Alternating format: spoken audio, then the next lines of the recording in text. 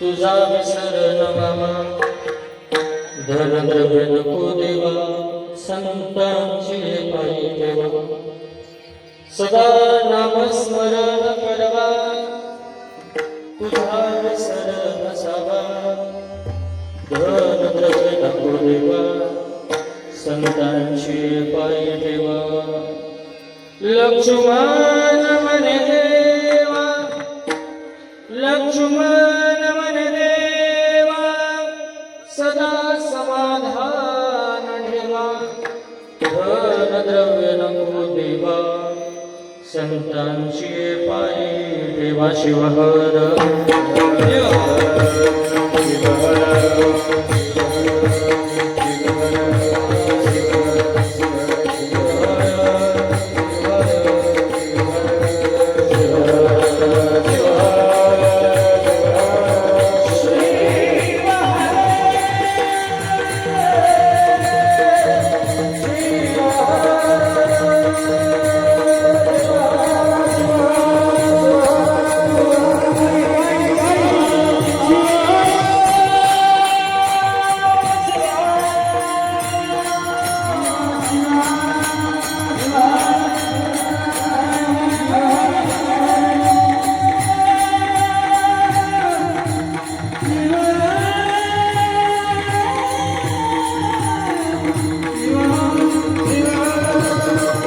Oh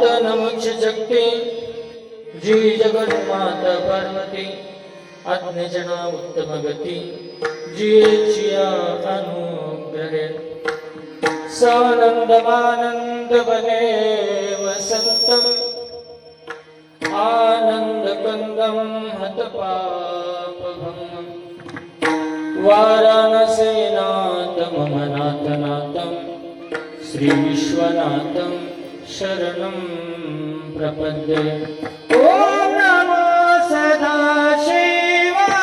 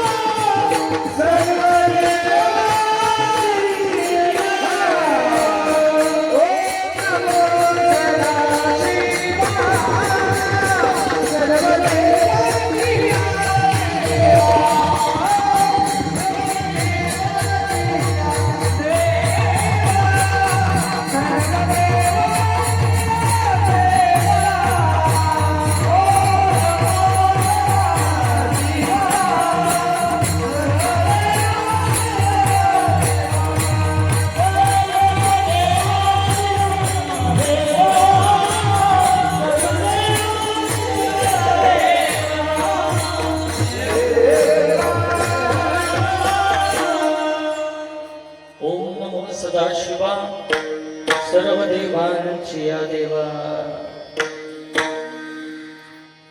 अखिल ब्रह्मांडाचा नायक भगवान शिवप्रभू जगदादि जगद्गुरु रेणुकादि पंचाचार्य संत शिरोमणी मन्मथ स्वामी जगज्योती महात्मा बसवेश्वर लिंग के सद्गुरु सिद्धलिंग शिवाचार्य स्वामीजींच्या पवित्र पादचरणाला अनंत अनंत वंदन करू काशी यात्रा पूर्ण करू यात्रेच्या गंगा पूजनाच्या निमित्तानं आयोजित आजच्या या शिवकीर्तनाच्या निमित्तानं जय भवानी महिला भजनी मंडळ वाशी तथा समस्त ग्रामस्थ वारकरी भजनी मंडळ वाशी तथा रोहा आणि पंचक्रोशी परिसरातील समस्त माहेश्वर मंडळ रायगड जिल्हा माहेश्वर मंडळाचे अध्यक्ष माहेश्वर मूर्ती लक्ष्मण स्वामी आणि आपण उपस्थित सर्व कीर्तनाला आलेले सर्व भाविक जन सुंदर गायक वादक आणि आपण सगळेजण या ठिकाणी उपस्थित आहोत कीर्तनाच्या चिंतनाकरता घेतलेला अभंग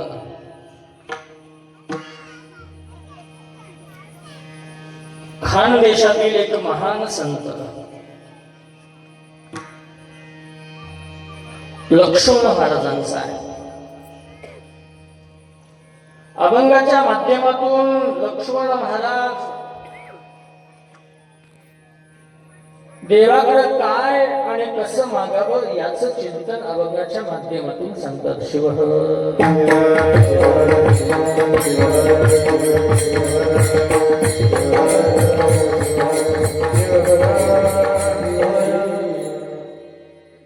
कीर्तनाचा नियम आहे. कीर्तनामध्ये बसलं तर ज्यांना बोलायला येतंय त्यांनी भजन बोलावं, ज्यांना हात आहे त्यांनी टाळ्या वाजवाव्या. आता ज्यांना हात आहे त्यांनी टाळ्या वाजवा, ज्यांना वाटते मला नाही आहे त्यांना प्रश्नच नाही वाजवा म्हणण्याचा. पण तुकाराम महाराज म्हणतात देवे दिला देह आहे ना, देवानं देह दिलाय, देवानं देह दिला, पण आपल्याला किती कळाला? खरं तर आज आपण सगळेजण कीर्तन करू शकतोय, भजन करू शकतोय, आपण मंदिरात देवाची पूजा करू शकतोय. या सगळ्याच्या पाठीची कृपा जर कोणाची असेल तर ती छत्रपती शिवाजी महाराजांची कृपा आहे. छत्रपती शिवाजी महाराज जन्माला आले म्हणून आज आपण देवाच्या पूजा करू शकतो. आणि म्हणून एकदा आपण मोठ्यानं गजर करूया, छत्रपती शिवाजी महाराज की जय. आपल्या महापुरुषांचा, आपल्या संतांचा जो गौरव आपण करणं आवश्यक आहे. आणि खऱ्या अर्थानं महाराष्ट्रामध्ये रायगड ही भूमी जिला राजधानी संबोधलं जातं, रायगड ही महाराजांची राजधानी आहे. आणि त्या रायगड जिल्ह्याचे तुम्ही आहात, तुम्ही किती भाग्यवान आहात. सगळ्यात जास्त जर सानिध्य छत्रपतींचं कोणाला प्राप्त झालं असेल तर या रायगड जिल्ह्याला. आणि म्हणून आपल्याकडून देव, देश आणि धर्म याचं पालन झालं पाहिजे. अनेक राजे झाले, अनेक वेगवेगळ्या राजांनी आपल्या या देशावरती राज्य केलं. जोपर्यंत राजे होते तोपर्यंतच राज्य टिकलं. ज्या वेळेला तो राजा गेला त्यावेळेला ते राज्य टिकलं नाही. म्हणजे अनेक राजे, ज्याच्यामध्ये पृथ्वीराज चव्हाण असतील, विक्रमादित्य असतील, मध्य प्रदेशातले मानकोजी राजे असतील, अनेक राजे झाले. पण यामध्ये छत्रपतींचं वैशिष्ट्य होतं. छत्रपती शिवाजी महाराजांनी लोकांना असं घडवलं की ते म्हणले राजा गेला तरी राज्य टिकलं पाहिजे, राष्ट्र टिकलं पाहिजे. ही दूरदृष्टी आपल्या छत्रपतींकडे होती. आणि म्हणून आपलं हे राज्य जे टिकलं, आपण जर थोडासा इतिहासाचा विचार केला तर छत्रपती शिवाजी महाराजांनी जे गड किल्ले जिंकले त्याचं वैशिष्ट्य आपण बघितलं तर प्रत्येक गडावर एक शिवमंदिर आपल्याला बघायला मिळतं. तुम्ही राजगडावरती जा, सिंहगडावरती जा, किंवा इकडं सिंधुदुर्गाकडे जर जंजिरा वगैरे गेलो आपण, प्रत्येक किल्ल्यावरती, किंवा आता आपण रायगडमध्ये जगदीश्वराला तर पाहतो. एक छत्रपतींच्या जीवनातली एक गोष्ट महत्वाची आहे. कोणती गोष्ट आहे? गोव्यामध्ये सप्तकोटीश्वर भगवंताचं मंदिर नार्वे या गावामध्ये आहे. पणजीपासून साधारण 35 किलोमीटरच्या अंतरावरती आहे. ते मंदिर पोर्तुगीजांनी पाडलं. म्हणजे त्यावेळीची अवस्था जी झाली, वेगवेगळी आक्रमणं तिथं झाली आणि पोर्तुगीजांनी ज्यावेळेस ते मंदिर पाडलं,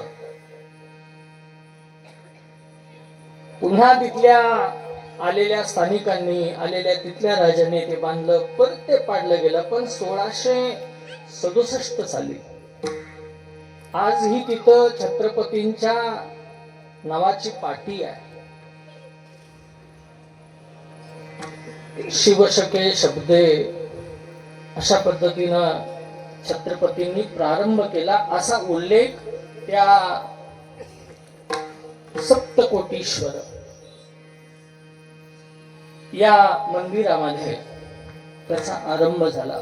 पण त्याच्या पूर्वीची कहाणी अशी होती की ज्या वेळेला छत्रपतींनी हे मंदिर बांधायला घेतलं त्यावेळेला पोर्तुगीजांना पत्र दिलं होतं की ह्या मंदिराला जर आता इथून पुढं कोणत्याही प्रकारचा दगाफटका झाला तर गाठ छत्रपती शिवाजी महाराजांची आहे असा आपला राजा होता.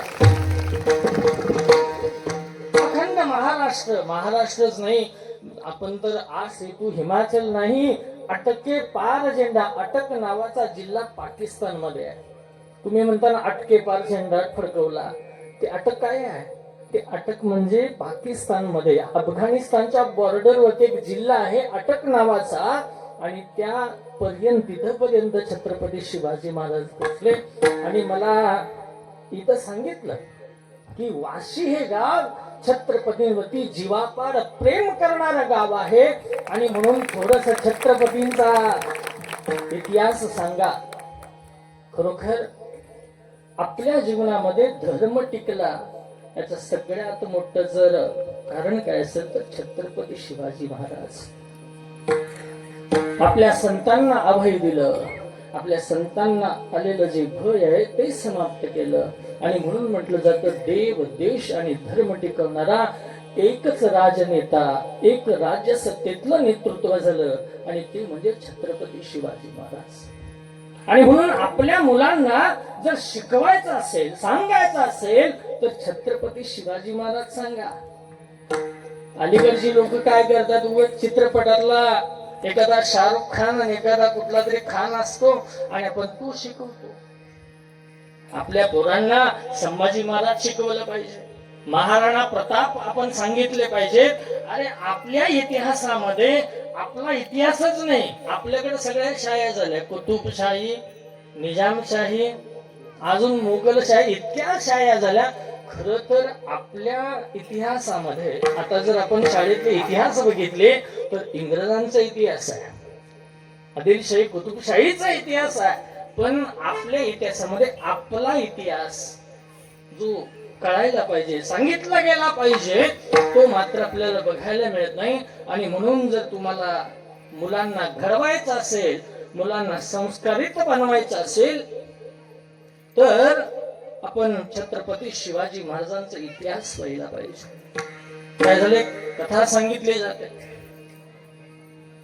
ज्या वेळेला जिजामाता शिवाजी राजाला जन्माला घालतात आणि जन्म झाल्यानंतर एक दासी छत्रपतींना दूध पाजत असते. त्यावेळेला जिजामाता आल्यानंतर त्या दासीला विचारतात की दूध पाजताना तू संस्कारांचा विचार करत करत हे दूध त्यांना पाजलं का? ती दासी म्हणते नाही नाही, पाजलेलं दूध ओकायला लावलं. इतक्या संस्कारक्षम जिजामाता होत्या. आणि म्हणून मी सांगेन, छत्रपती जन्माला येण्या अगोदर घरात जिजामाता जन्माला यावी लागते. जिजामाता जन्माला आली तर शिवाजी महाराज जन्माला येतात. आणि मला वाटतं वाशीमध्ये महिला जिजामाता झाल्या, महिलांनी पुढाकार घेऊन हा कार्यक्रम राबवला. म्हणजे आपण पुरुष राबवतो यात काय फारसं नवल नाही, पण महिलांनी पुढाकार घेऊन आणि जवळजवळ 60-70 महिला काशी यात्रा करून आल्या. म्हणजे खऱ्या अर्थानं जिजामातेचे गुण या रायगडच्या भूमीमध्ये सगळ्यांकडे आहेत, आणि म्हणूनच हे आपल्याला बघायला मिळत आहे. आज आपल्या जीवनाच्या दृष्टीनं संतांचे विचार आपल्या जीवनात आत्मसात करणं गरजेचं आहे. बघा, आपल्या माणसाचा मानवी स्वभाव काय आहे? एक आहे माणसाचा स्वभाव, दुसरा आहे संतांचा स्वभाव, आणि तिसरा आहे देवाचा स्वभाव. माणसाचा स्वभाव कसा आहे? माणसाचा स्वभाव आहे मागण्याचा. तो सारखा मागत राहतो, काहीतरी पाहिजे, अपेक्षा आहे. संतांचा स्वभाव मागण्याचा नाही. संत कधीच मागत नाही. पण या ठिकाणी